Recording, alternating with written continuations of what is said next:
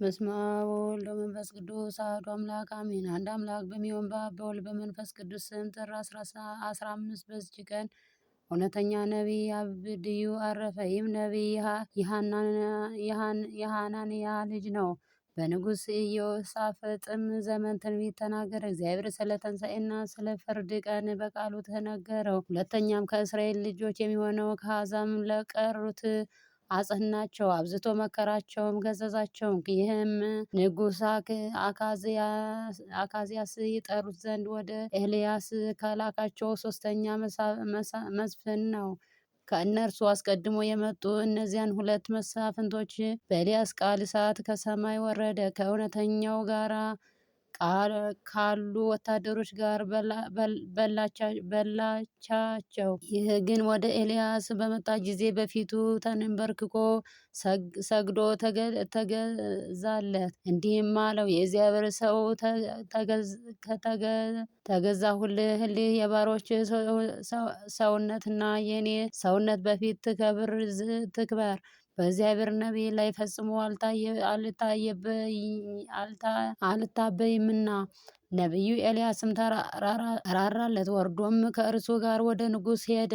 ይህም አብድዩ ከምዕራባዊ ንጉሥ አገልጋዮች ኤልያስ አገልግሎት እንደምትበልጥ ኤልያስም አገልግሎት ለሰማያዊ ንጉሥ አገልግሎት ታደርሳለችና ይህን በልቡ አወቀ። ስለዚህ ምድራውያን ነገሥታትን ማገልገል ትቶ ነቢይ ኤልያስን ተከትሎ አገለገለው። በላዩም ከእግዚአብሔር ሀብት ነቢያት አደረበትና ትንቢትን የሚናገር ሆነ። የትንቢቱም ወራት 25 ነው። ከጌታችን ሥጋው በፊት በ900 ዓመት በሰላም በፍቅር በአንድነትም አረፈ። ለእግዚአብሔር ምስጋና ይሁን፣ እኛንም በከበሩ ነቢያት ሁሉ ጸሎት ይማረን፣ በረከታቸው ከኛ ጋር ትኑር ለዘላለሙ አሜን። በዚች ቀን ዳግመኛ በሶርያ ሀገር ያሉ የክርስቲያን ወገኖች የቅዱስ ጎርጎርዮስን የእረፍቱን መታሰቢያ በዓል ያከብራሉ። ይህም አባት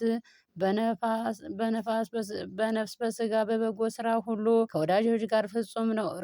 እርሱ እግዚአብሔርን መፍራትና ትምህርቶችን ተምሮ አውቋልና የቋንቋም ትምህርት እጅግ የሚያውቅ የዮናንያውያንንም ቋንቋ የሚያነብና የሚተረጉም ለቀና ሃይማኖትም የሚቀና ሆነ። በውስጡም በጎ ስራ በጎ ጠባይ ተፈጸመለት። ኑሲስ በምትባል ሀገር ላይ ሳይወርድ በንግድ መረጠው፣ ኤጲስቆጶስነት ሾመው። እርሷም ደሴት ናት። የእግዚአብሔር መንጋዎች ጠበቀ። በትምህርቱና በድርሰቶቹም ልቦናቸውን ብሩህ አደረገ። በብሉያትና የሐዲሳትን መዛት ተረጎመ። ጳጳስ ሆኖ ስለነበረው ስለ ከሃዲው መቅዶንዮስ በንጉሥ ቴዎድሮስ ዘመን በቁስጥንጥንያ ከተማ የ150 ኤጲስቆጶሳት የአንድነት ስብሰባ በሆነ ጊዜ ይህ ጎርጎርዮስ ከአባቶች ኤጲስቆጶሳት ጋር ሆኖ የሰባልዮስን ወገኖች መቅዶንዮስና አቡሊናርዮስን ተከራከራቸው። መልስ አሳጥቶም አሳፈራቸው፣ ስህተታቸውንም ገለጠ። ይህም የካቲት 1 ቀን ተጽፏል። እነዚህም ክህደት አስወገደ። በቃሉ ሰይፍነትንም የንባባቸውን የስህተት ሐረግ ቆራረጠ፣ አጠፋ። ከተሰበሰቡትም ጋር በሰላም ተመለሰ። እነርሱም በድል አድራጊነት እነዚህም ከከሃዲያን በኀፍረት ሆነው ተመለሱ።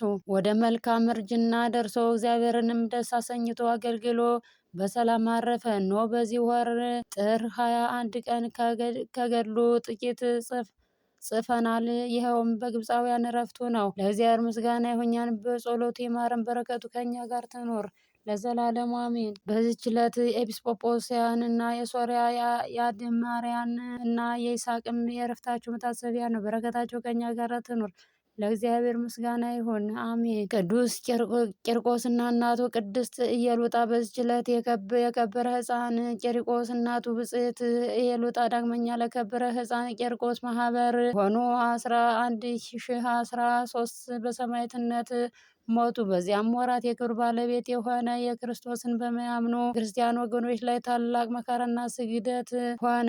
ስሟ ኢየሉጣ የሚባል አንዲት ሴት ነበረች። እርሷም ከታናሽነቷ ጀምራ ደግ ናት ሆነ በሰማችም እንደሆነ በሰማች ጊዜ መኮንኑን ከመፍራት የተነሳ ሕፃኗን ይዛ ከሮም ከተማ ተሰዳ ከቂልቅያ አውራጃ ከሆነው ከጥር ድርሳ ከዚያ በሀገሮች ውስጥ እየተዘዋወረች ተጠቃ። ወደዚያችም ሀገር ከእርሱ የሸሸችው መኮንን እስክንድሪያኖስ መጣ። ጭፍሮቹንም ክርስቲያኖችን ፈለጋቸው። ይህችንም ቅድስት ኢየሉጣን አግኝተው ያዟትና ወደ መኮንኑ አደረሷት። የክርስቲያን ወገን እንደሆነች ነገሩት። መኮንኑም ሴትዮ ተናገሪ፣ ከወዴት ሕዝብ ወገን ነሽ? ነገርሽ ምንድን ነው? ሀገርሽስ ወዴት ነው አላት። የከበረች ኢየሉጣም እንዲህ ብላ መለሰችለት። ያን ጌቤን ሰው ለሆንኩ ለእኔ ወገኖቼ ለቆንዮስ ሀገር አለቆች የሆኑ ኤሳውሮሳውያን ናቸው። እኔም በአንተ ምክንያት ሸሽቼ ነበር፣ እንሆ ዛሬ ግን በእጅህ ውስጥ ነኝ አለችው። መኮንኑም በእጄ ውስጥ እንደተገኘች ታውቂያለሽን አላት። አሁንም የሚሻውን ምረጭ፣ ስምሽንም ተናገሪ፣ እኔም እሺ በይኝና ለአማልክት ሰዊ። የከበረች ኢየሉጣም ለረከሱ አማልክት እኔ አልሰዋም አለችው። መኮንኑም ስምሽን ስጭ ተናገሪ አላት። እሷም የኔ ስም ክርስቲያን መባል ነው አለችው። መኮንኑም ይህስ ስንፍና ነው፣ የሚጠቅምሽ አይደለም፣ እንዳትሞች ስምሽን ስጪ ተናገሪ አላት። የከበረች ኢየሉጣ የኔ ስም ክርስቲያን መባል እንደሆነ ነገርሁህ። ሞት የሚሸረው በሰዎች ዘንድ የምጠራጠርበትን ከፈለክ ስሜ ኢየሉጣ ነው ብላ መለሰችለት። መኮንኑም ጽኑ የሆኑ ስቃዮችን በላይሽ ሳይመጣ ተነስተሽ መስዋዕትን ለአማልክት አቅርቢ አላት። የከበረች ኢየሉጣም እውነት ነገርን ለመስራት የምትሻ ከሆነ እድሜው 3 ዓመት የሆነ ሕፃን ልጅ ይፈልጉ ዘንድ ወደ ሀገሩ መንደር ላክ። ወደ አንተም ያምጡትና የምንገዛለትንና የምናመልከውን እርሱ ይንገረን አለችው።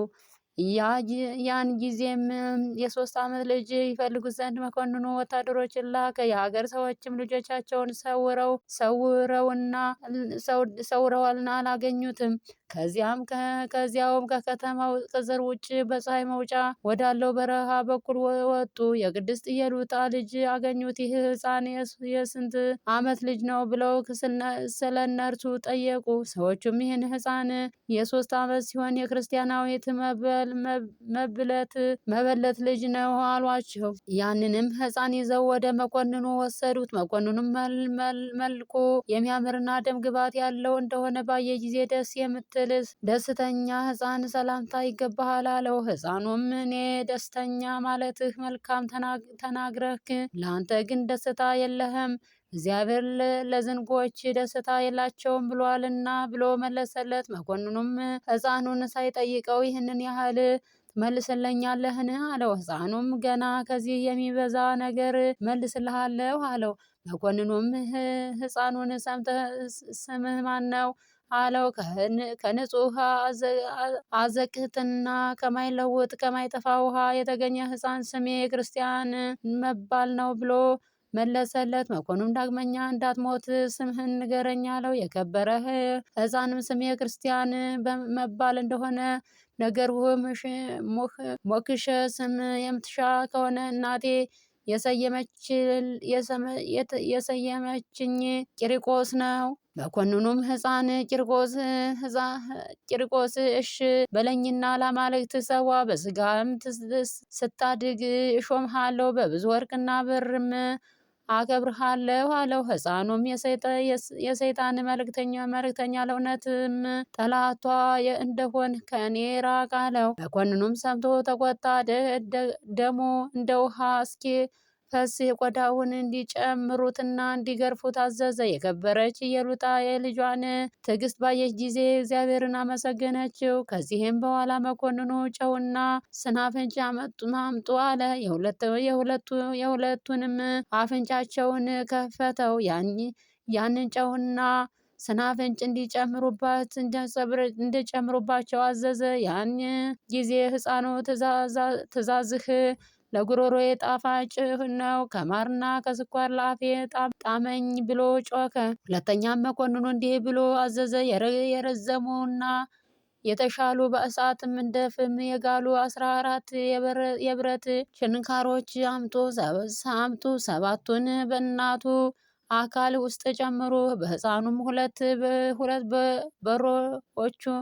በጆሮዎቹ ሁለት፣ በዓይኖቹ ሁለት፣ በአፉና በአፍንጫው እንደ ልቡ ጨምሩ። እንዲህ ሲጨመርበት ጆሮዎቹ እንዲያሩ፣ ዓይኖቹም ይጠፉ ዘንድ አንደበቱም ይቃጠል ዘንድ ወደ ልቡም ጽኑ ሕማም ገብቶ እርሱ ከዚህ ዓለም በሞት እንዲለይ ለእናቱ እንዲህ አድርጉ። ችንካሮችም በቅዱሳኑ በሥጋቸው ሁሉ ተጨመሩ።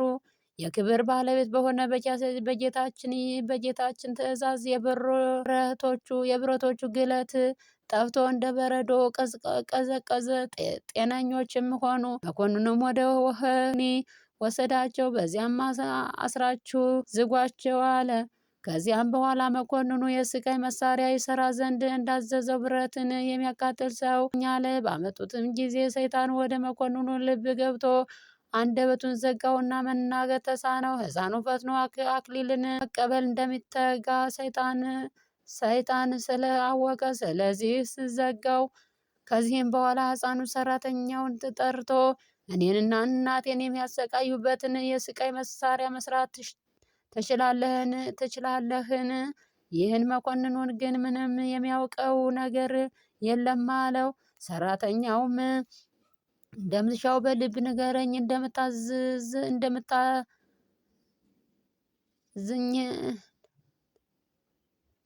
እንደምትታዘዘኝ እኔ መስራት እችላለሁ አለው። ሕፃኑ ቂርቆስ ሊያዝዝህ ጀመረ፣ እንዲህም አለ። ሕፃኑ ቂርቆስ ሊያዝዝ ጀመረ፣ እንዲህም አለ። ሁለተኛ መላጮች ሰፍታችሁ 4 ክንድ የሆነ ለእኔና ለእናቴ ስራ። ዳግመኛም የሚያስጨንቅ ራስን የሚመታና የሚሰብር አንገትንም የሚያስር የሚዝቅም ሹካ ዓይንንም የሚያውቅ አካልንም የሚበሳሳ አፍንጫንም የሚያጣምምና የሚሰብር ጆሮንም የሚልጥ ሕዋሳትን የሚፈታና የሚለያይ እንደ ልጓም ሆኖ ምላስን የሚቆርጥ በሰውነትም ውስጥ ገብቶ የሚንቀሳቀስ ቆላፋ ጉጠትን ጎኖችንም የሚፈቅና የሚቆለምም አስጨናቂ የሆነ ጉልበቶችንና ጭኖችንም የሚሰብር ጅማቶችንም የሚቆራርጥ ስሮችንም የሚመዝ በዚህች አስጨናቂ መሳሪያ ጅማቶችን የሚታታ አድርግ። ዳግመኛም በላም አምሳል ሰፊ መቀመጫ ከነሐስ ስራ 3 ቀዳዳዎችን በዚያ መቀመጫ ውስጥ ቅደድ። በቁመቱ ልክ 3 ችንካሮች ሰራ። የችንካሮቹም ራስ ከናስ አድርገህ በውስጡ ከሚጠሩት ዘንድ ፈጽሞ የማይለይ ልዩ 3 ብለህ ጻፍ። ዳግመኛም ጠምዝዞ ወደ ላይ የሚያወጣ 2 መሳሪያ፣ 2 መጋዞችን፣ 2 የብረት ምጣዶችን ሰራ። አሁንም አንድ ታላቅ ጋን ሰርተህ በውስጡ አንገትን የሚጠመዝዝና የሚሰነጥቅ ተሽከርካሪ መሳሪያ አድርግ። በውስጡ የተሸሸገ የሆነ ዕቃን የሚመረምር እጅን ከብረት ስራ። እኔ የጻዕር ስቃዬን የማሰቃይበት ይህ ነው አለ። ብረት ሰሪውም ሰምቶ እጅግ አደነቀ። የሚረዱትንም ከሀገር ውስጥ መጥቶ ሰራተኞችን ተሰብስቦ መስራት ጀመረ። በ40 ቀንም ጨረሰ። ከዚህም በኋላ መኮንኑ እስክንድሮስን ቂርቆስንና እናቱን ወደ አደባባይ ያመጧቸው ዘንድ አዘዘ። ያንን ጊዜ አንደበቱ ተፈቶ ነበርና እንዲህም አለው። ሕፃኑና እናቱን ከቆዳቸው ጋር ራሳቸውን ላጯቸውና በላያቸው የእሳት ፍሞችን ጨምሩ። እርር ብለው እንዲቃጠሉ ዳግመኛም 4 ችንካሮችን ከትከሻቸው እስከ ተረከዙ ድረስ እንዲተክሉባቸው አዘዘ። የእግዚአብሔርን መልአክ መጥቶ ስቃዮችን ከእርሱ አራቀ። ዳግመኛም ከጧት እስከ ማታ ከስቃይ መሳሪያዎች ውስጥ ጨምረው አዋሏቸው፣ ግን ማሰቃየት ተሳናቸው። ከዚህም በኋላ ከማምጠቂያው ውስጥ ጨምረው መገዟቸውና አመድ እስከሆኑ ከቅባትና ከጨው ጋራ በብረት ምጣድ ውስጥ ቆሏቸው። ጌታችንም ከሞት አንስቶ አዳናቸው። ወደ መኮንኑም በገቡ ጊዜ እንዲህ አላቸው፣ በእውነት ከሙታን ተለይታችሁ የተነሳችሁ ከሆነ ይህ ጫማዬ ከእግሬ ወጥቶ እንደ ቀድሞ ሕያው እንደሆነ አድርጉ። ሕፃን ቂርቆስም በጸለየ ጊዜ ጫማ ታላቅ በር የሆነ ከአንገቱም ፍየል ወጣ። በዚያም ሰዓት ለ11,004 ሰዎች በሬዎችንና ፍየሎችን አርደው ምሳ እንዲያደርጉላቸው መኮንኑ አዘዘ። እንዲህም አለ፣ ይህንን በቅቷቸው ከጠገቡ ከነዚህ ሌላ ምግብ ካልፈለጉ የተሰወረው ሁሉ እውነተኛ ነዋሪ ነው። ከዚህም በኋላ አርደው ምሳ አደረጉላቸውና ከፍየሉ ስጋ 6 እንቅብ ከበሬው ስጋ 4 እንቅብ አተረፉ። መኮንኑም የተረፈውን ስጋ አይቶ ወደ ባህር እንዲጥሉ ታዘዘ። መኮንኑም ቢያፈርድ ከዚህም በኋላ አርደው ምሳ አደረጉላቸውና ከፍየሉ ስጋ 6 እንቅብ ከበሬው ስጋ 4 እንቅብ አተረፉ። መኮንኑም የተረፈውን ስጋ አይቶ ወደ ባህር እንዲጥሉ ታዘዘ። መኮንኑም ቢያፍር የሕፃኑን ምላስ ይቆርጠው ዘንድ አዘዘ። ጌታችንም ምላሱን መለሰለት። ዳግመኛም በታላቅ ጋን ውሃ አፈልተው ሕፃን ቂርቆስና እናቱን ኢየሉጣን የጨምሯቸው ዘንድ አዘዘ። እናቱም አይታ ፈራች። ልጇም ወደ እግዚአብሔር በጸለየላት ጊዜ አምላካዊ ኃይልን አሳደረባትና ከልጇ ጋር ወደ ጋኑ ገባች። እንደ ውርጭም ቀዝቃዛ ሆነ። ደግሞም በውስጡ መንኮራኮር ወዳለበት የብረት ምጣድ እንዲጨምሯቸው ስጋቸው እስከሚቦጫጨቅ እንዲስቧቸው አዘዘ። የእግዚአብሔርን መልአክ በሕይወት አወጣቸው። መኮንኑም እነርሱን ማሸነፍ በተሳነው ጊዜ ቸበቸባቸውና በሰይፍ ይቆራርጡ ዘንድ አዘዘ። በዚያም ጊዜ ለስም አጠራሩ ስግደት የሚገባው የክብር ባለቤት ጌታችን ኢየሱስ ክርስቶስ ወረደ። ሕፃን ቂርቆስም የምትሻውን ለምነኝ አለው። ሕፃኑም ስጋዬ በምድር አይቀበር፣ ስሜን ለሚጠራ መታሰቢያን ለሚያደርግ ቤተ ክርስቲያንን ለሚሰራ የተጋድሎውን መጽሐፍ ለሚጽፍና ለሚያጽፍ ወይንም ለሚያነብና ለቤተ ክርስቲያን የመባ ለሚያገባ በውስጧም ለሚጸልይ ለሁሉም ፍላጎታቸውን ስጣቸው፣ ኃጢአታቸውንም ይቅር በል። ስሜን በሚጠራበት በዚያች ቦታ ከበረት እልፍጭት አይምጣ። በሰውም ላይ እባር ቸነፈር፣ በእህልም ላይ ድንቅ የውሃ ማነስ አይሁን። መድኃኒታችንም የለመንከኝን ሁሉ እሰጥሃለሁ፣ አንተም በቀኜ ትኖራለህ። ስጋህንም ኤልያስ ባረገበት ሰረገላ ውስጥ አኖራለሁ አለው። ሕፃኑ ቂርቆስም በሰማ ጊዜ እጅግ ደስ ብሎት ጌታችንን አመሰገነው። ከዚያም በኋላ በሌሊት እኩሌታ ከእናቱ ጋር አንገቱን ተቆርጦ መድኃኒታችንን የማይጠፋ አክሊል አጋረደው። ነፍሳቾቻቸውን በታላቅ ክብር ከእርሱ ጋር አረገ። ለእግዚአብሔር ምስጋና ይሁን። እኛን በቂርቆስና በኢየሉጣ ጸሎት ይማረን፣ በረከታቸው ከእኛ ጋር ትኑር ለዘላለሙ አሜን። ጌታ ሆይ ከብልጽግናቸው ብዛት የተነሳ ብዙ መባ ካስገቡት ይልቅ የድሃይቱን አነስተኛ መባ እንደተቀበሉት ጊዜ የሚያገለግሉ እልፍ አእላፍ መላእክትን እያሳሰብ በችግር ጊዜ የማቀርብልን ምስጋና ተቀበል። እናንተም ቅዱሳን ነቢያት፣ የወንጌል ሰባኪያን ሐዋርያት፣ ሰማዕታትና ጻድቃን፣ ትጉሃን መላእክት፣ ፍጹማን ደናግል እንዲሁም ደጋጎች መነኮሳት በልጅ አዋቂ ላይ የምንሰበሰባትን የጉባኤ ቦታ ባርኩ። ይህንንም መጽሐፍ ወረቀት አዘጋጅቶ ብራና ደምጦ የጻፈውን ያጻፈው ከግዕዝ ወደ አማርኛ የተረጎም ቃለ ንባቡን በእርጋታ መንፈስና በተመስጦ ሕሊና ያዳመጠ በደለኛን ሁሉ የምታስምር በጌታ እናቱ በማርያም ጸሎት ኢየሱስ ክርስቶስ በአንድነት ይማረን። ኢየሱስ ክርስቶስ በአንድነት ይማረን። ኢየሱስ ክርስቶስ በአንድነት ይማረን ለዘላለሙ አሜን።